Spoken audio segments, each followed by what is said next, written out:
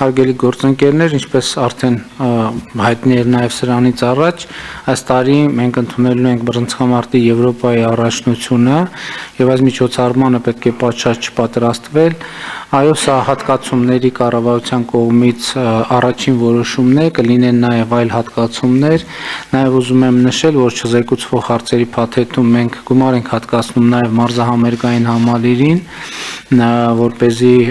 պատրաստվի նաև մարզահամերգային համալիրը, ուզում եմ հիշեցնել, որ մարզահամերգային համալիրում մենք այս տարի եւս մեկ համաեվրոպական նշանակության միջոցառում ունենք, խոսքը մանկական եվրատեսիլի մասին է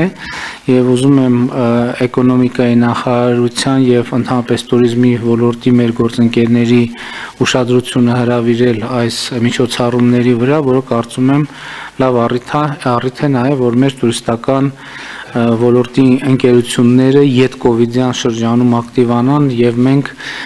տուրիստական հոսքերը վերականգնենք։ Իհարկե նաև այլ առիթներ կան, բայց այս նշանային իրադարձությունները կարծում եմ կարևոր են այդ առումով։ Համեցեք պարոն Քիլոյան։ Հարգելի գործընկերներ, նշված միջոցառումներին կուզենայի ավելացնել նաև երկու շատ կարևոր միջոցառում, դա ՄԱԿ-ի World Tourism Organization-ի տարեկան համաժողովն է, որը պետք է անցնի Հայաստանում 67-րդը եւ դա լինել է հունիսի 1-ից 3-ը,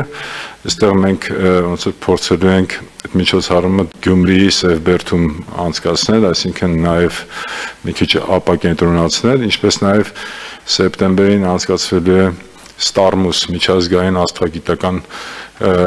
համաժողովը, որը էլի խոշորագույն միջոցառում, որտեղ մասնակցելու է մոտ 6 Նոբելյան մրցանակակիր, գալու են Հայաստան, ինչպես նաև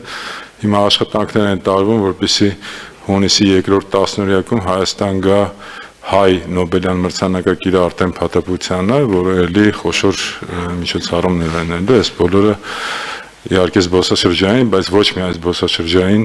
մեծ ակտիվություն կմտցնեն մեր տնտեսական կյանքում։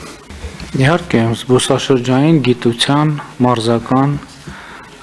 երաժշտական, համեցեք բանդումային։ Քանի որ թվարկրեց մեծարգո վարչապետ, ուզում եմ բարձրաձայնել նաև շատ մեծ նշանակությամբ մի միջոցառման մասին աշխարհի մասշտաբով, դա դպրոցականների միջազգային օլիմպիադան է կենսաբանություն առարկայից, որը եւս այս տարի տեղի կունենա Երևանում։ Շատ լավ, շատ կարևոր լրացում էր,